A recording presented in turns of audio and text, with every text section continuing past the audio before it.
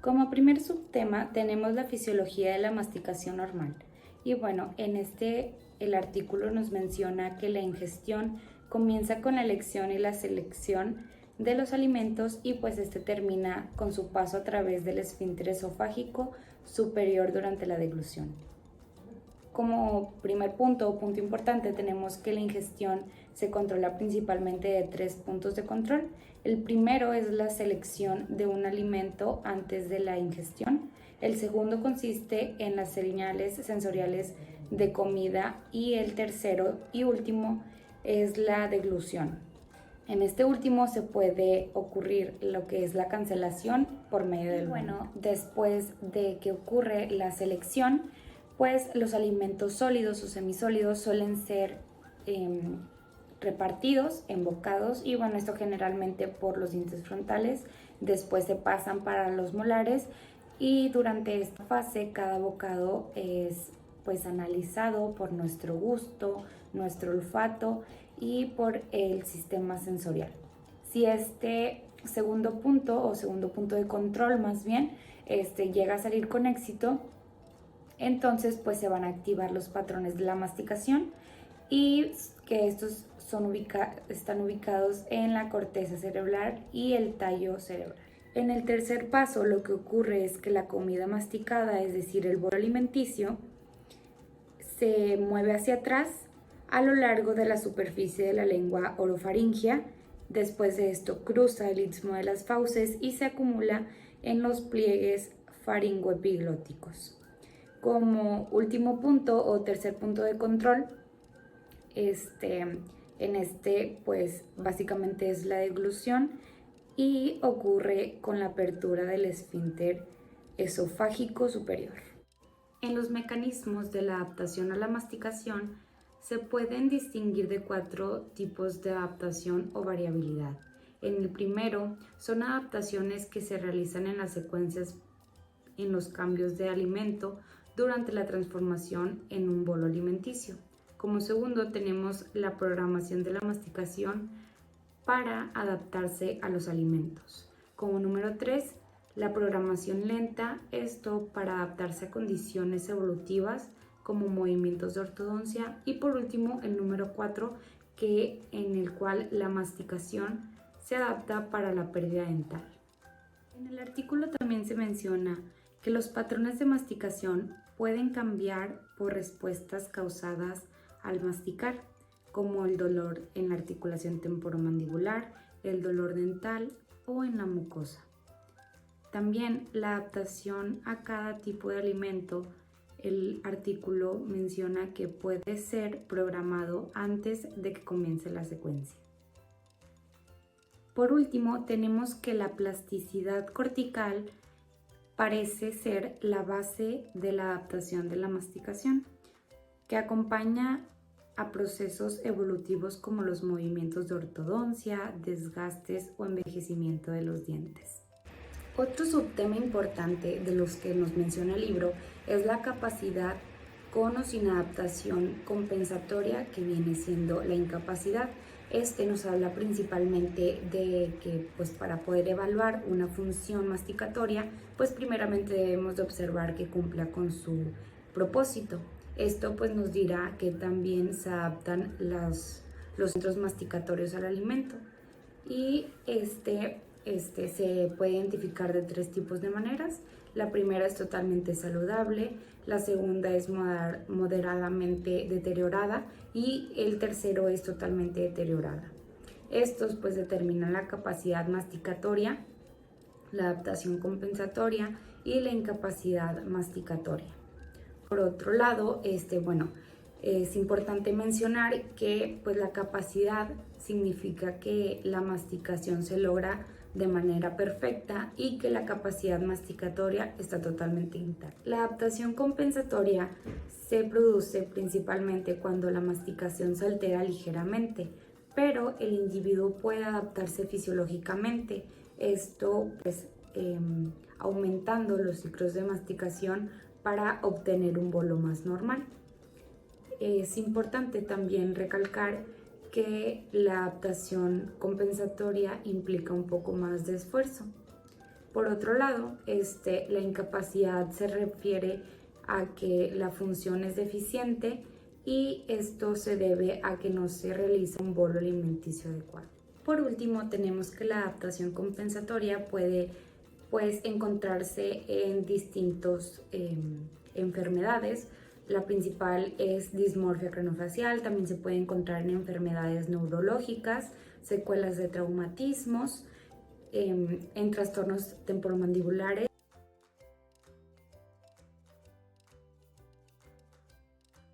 Bueno, ahora les voy a hablar acerca de la normalidad del desgaste dental. Como sabemos, el desgaste dental es muy normal en personas adultas y suele verse también en todos los mamíferos.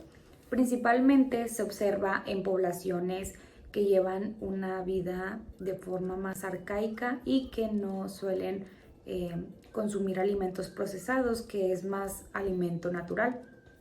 Este desgaste se debe principalmente a la dieta y a el tipo de tecnología que tengamos para procesar los alimentos, ya sea los coman naturales o procesados.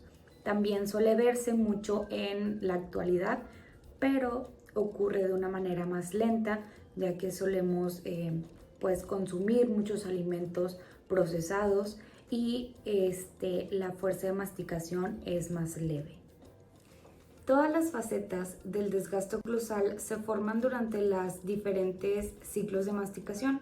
Por ejemplo, en los incisivos, las facetas de desgaste suelen producirse en movimientos de protrusión y retrusión, y en los premolares y molares suelen causarse este tipo de desgaste por medio de movimientos laterales. También el desgaste dental remodela y adapta la morfología de las arcadas, y el desgaste aparece como correlato de la función masticatoria, ya que las facetas del desgaste guían el movimiento de masticación.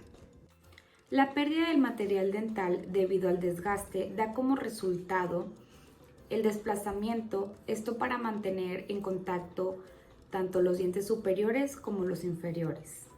Por otro lado, tenemos que la posición del cemento de la parte apical de la raíz dentaria aumenta la longitud de esta misma. Cuando hay una pérdida de diente intercalado, principalmente cuando es posterior, ocurre la erupción inicial. En ella, los dientes continúan evolucionando en dirección hacia oclusal durante la vida adulta, y también ocurre la agresión, que esta es por adición en el hueso alveolar, y la erupción ocurre en el crecimiento fuera del alveolo. Hablando sobre el origen del desgaste dental, muchos estudios han comprobado que suele ser por la abrasión. Estas son partículas pequeñas que suelen encontrarse en algunas plantas y son llamados fitolitos. Este desgaste suele adoptar formas anormales que suelen causar dolor y alteración en nuestras funciones y o estética. Entonces, esto puede causar hábitos parafuncionales y comportamientos disfuncionales como el bruxismo. Es sumamente importante recalcar que este tipo de desgastes dentales causan trastornos funcionales, como problemas en la articulación temporomandibular. Ahora, hablando del desgaste dental, la capacidad y la eficiencia masticatoria, en él el desgaste dental aumenta el área de contacto entre los arcos dentarios, y cuando el proceso de desgaste es progresivo, se distribuye uniformemente a lo largo del arco dentario. Esto es normal y fisiológico mientras todo esté funcionando correctamente. Buenos días, mi nombre es Alejandro Cavazos y voy a continuar hablándoles sobre las herramientas para la evaluación de la masticación. Mantener o rehabilitar la función masticatoria es el objetivo principal de cualquier dentista. Lograrlo a menudo se basa en la reconstrucción de la anatomía normal utilizando varios criterios como la simetría bilateral. La importancia de la función masticatoria es fundamental para poder evaluarla y cuantificarla de manera sencilla y reproducible, como cualquier otra función. Y hay varios ejemplos y métodos disponibles que les voy a hablar más adelante. Número de unidades funcionales posteriores. Una unidad funcional posterior o en sus siglas UFP, se puede definir como un par de dientes naturales posteriores o antagonistas o de prótesis fijos, con al menos un contacto durante la masticación. Un sujeto completamente dentado tiene 8 UFP en forma de contacto en premolares molares entre los dientes naturales maxilares y mandibulares. El número de unidades funcionales posteriores puede llegar a 10 y si se incluyen los terceros molares. Muchas maloclusiones tienen una base morfológica, aunque pueden permitir un funcionamiento perfecto. Por esta razón, las UFP deben registrarse mediante una prueba funcional con el papel auricular interpuesto mordido durante movimientos de masticación simulados.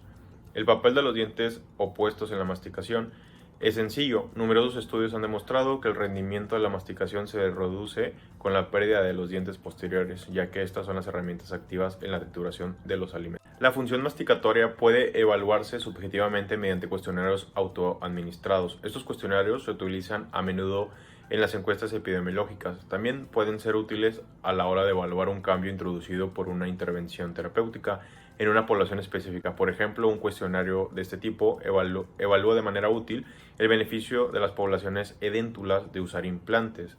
Pueden ser útiles cuando se considera la función oral general, incluida la deglución, la salivación y otras funciones orales. Por darles un ejemplo de estos cuestionarios, está el perfil de impacto de la salud oral, el índice de evaluación de la salud oral geriátrica y la clasificación internacional de funcionamiento, discapacidad y salud. Son ejemplos, como les mencioné, de cuestionarios de uso frecuente relacionados principalmente con la calidad de la vida. El tamaño de la partícula del bolo alimenticio. El propósito de masticar es reducir la comida a pequeñas partículas y mezclarlas con saliva. El tamaño de estas partículas que forman el bolo alimenticio justo antes de tragarlo es un factor desencadenante en la deglución. Es consecuencia de medir el tamaño de las partículas del bolo alimenticio. Se considera el estándar de oro para la evaluación objetiva en la masticación. Alimentos de prueba son a menudo las zanahorias o los cacahuates como alimentos naturales y compuestos elastroméricos. En un número predeterminado de ciclos, normalmente un individuo tiene de 10 a 20 ciclos y da una indicación de la eficacia de la masticación. Métodos fisiológicos de evaluación. La masticación se puede evaluar mediante electromiografía, cinemática, sensores de fuerza o video. Por darles un ejemplo, en la electromiografía se le colocan una clase de sensores en la cara del paciente para evaluar la fuerza muscular, la aptitud de la trayectoria, los ciclos masticatorios de la mandíbula, y aquí se puede ver los músculos estando en reposo como estando en función. La duración de un ciclo también se ve en este estudio y la frecuencia de los ciclos de la masticación. En estos estudios también los alimentos naturales son de primera elección porque los sujetos pueden aceptarlos y tragarlos fácilmente. Sin embargo, para algunos experimentadores, estos han introducido alimentos modelo cuya estructura es homogénea y reproducible,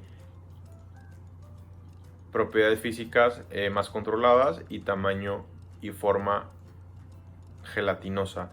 Esto ofrece la posibilidad de graduar la dureza de los alimentos. De rutina de la función masticatoria. La prueba de mezcla de colores podría usarse de forma rutinaria para evaluar la función masticatoria.